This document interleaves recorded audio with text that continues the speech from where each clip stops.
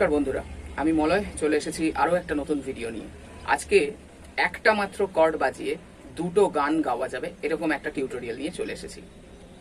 আকাশ কেন ডাকে এই গানটা এবং এরই হিন্দি ভার্সন এ শাম মস্তানি, এই দুটো গান একটা মাত্র কর্ড বাজিয়ে তোমরা চাইলে পারফর্ম করতে পারবে, গাইতে পারবে, বাজাতে পারবে। সো যারা একদম বিগিনার লেভেলে আছো, কর্ড শিফটিং করতে পারো না, তাদের জন্য আজকের লেসন। একটা মাত্র কর্ড বাজিয়ে দুখানা গান পরপর গেয়ে ফেলতে পারবে। ঠিক আছে, এরকম আরো ভিডিও আসতে চলেছে আমার চ্যানেলে, তো লক্ষ্য রেখো।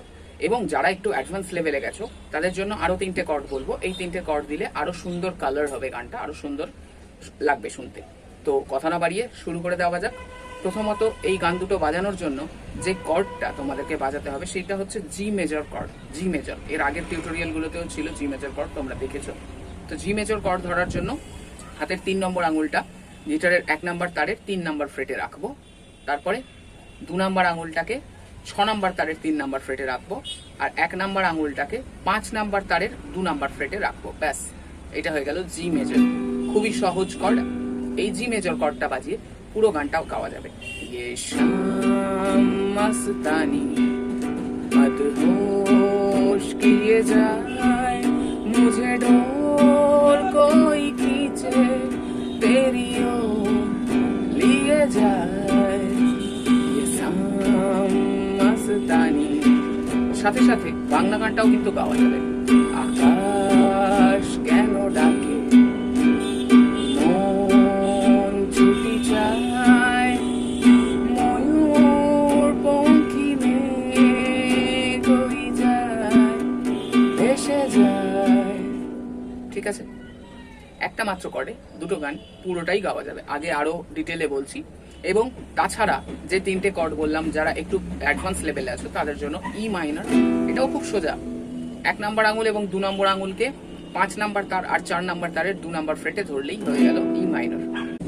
এরপরের কর্ড সি মেজর। সি মেজরটাও খুব সোজা। 1 নম্বর আঙুল 2 নম্বর তারের 1 নম্বর ফ্রেট, 2 নম্বর আঙুল 4 নম্বর তারের 2 নম্বর ফ্রেট এবং 3 নম্বর আঙুল 5 নম্বর তারের 3 নম্বর ফ্রেট। ব্যাস, হয়ে গেল সি মেজর, সহজ। এবং পরের কর্ড হচ্ছে ডি মেজর।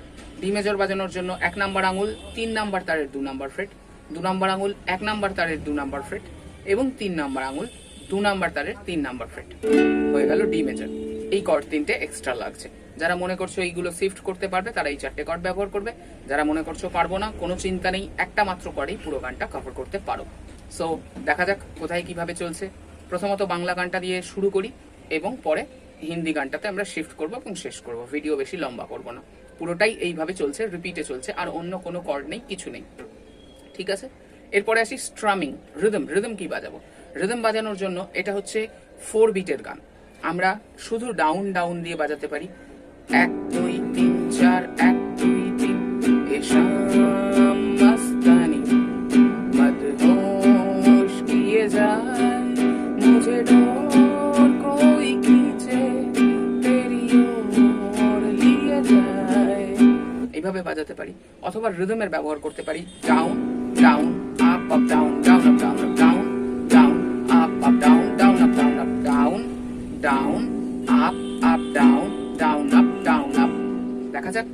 ये शाम मस्तानी मदहोश किए जाए, मुझे ढोल कोई खींचे तेरी ओर लिए जाए। এইভাবেও বাজানো যাবে। সুতরাং যেই রিদমটা তোমাদের সুইটেবল মনে হয় এবং সহজ মনে হয় বাজাতে পারবে, সেই রিদম ইউজ করতে পারো। তো আমি ফুল রিদমটাই দেখাই। Down down up up down down up down up. প্রথমে বাংলা গান আকাশ কেন ডাকে গানটার জন্য জি কর্ড। আকাশ কেন ডাকে। এরপরে মন ই মাইনর, মন ছুটি চায়, চায় আবার জিতে ফেরত এলাম, চায়। এরপরে ময়ূর পঙ্খী মেঘ, জি থেকে শুরু হচ্ছে, ময়ূর পঙ্খী মেঘ। মেঘের জন্য সি, মেঘ হয়ে যায়, ওই যায়তে হচ্ছে ডি, ভেসে যায় আবার জি। তাহলে কেমন হলো? আকাশ কেন ডাকে, মন ছুটি যায়, ময়ূর পঙ্খী মেঘ হয়ে যায়,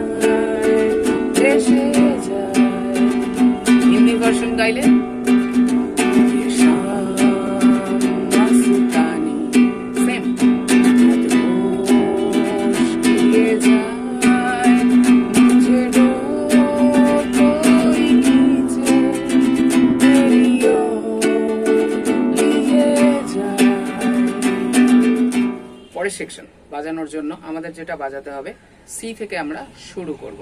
চাইলে জিতেও করা যায়, আমরা সি থেকে শুরু করব। দূর থেকে দূর, জিতে ফেরত আসবো, আবার সি, আরো বহু দূরে, আবার জি, পথ থেকে পথ চলি ঘুরে ঘুরে, এটা বাজালাম সি জি সি জি, হয়ে গেল।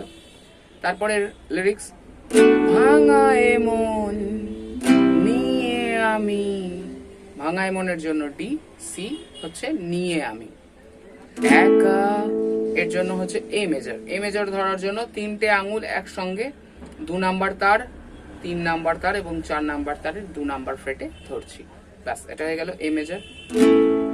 একা একা চলেছি কোথায়, চলেছি কোথায় এর জন্য ডি, চলেছি কোথায় আকাশ, এরপরে আবার আকাশ কেন ডাকে রিপিট হচ্ছে। তাহলে এই সেকশনটাকে যদি রিদমের সাথে বাজাই দেখা যাক কেমন শুনতে লাগে।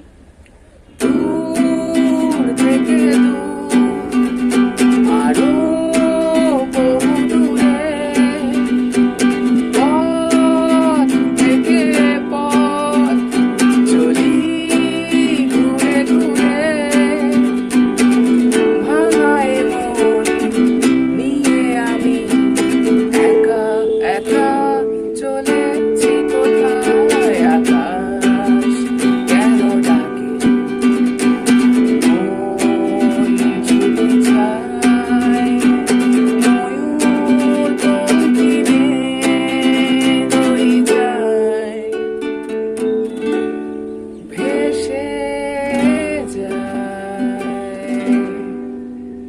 এইভাবে গানটা রিদমের সঙ্গে গাওয়া যাচ্ছে এবং প্রতিটা প্যারা দূর থেকে দূর, যেমন প্যারাটা গাইলাম সি জি সি জি এইভাবে, এবং শেষে এলাম সি ডি এ এবং ডি।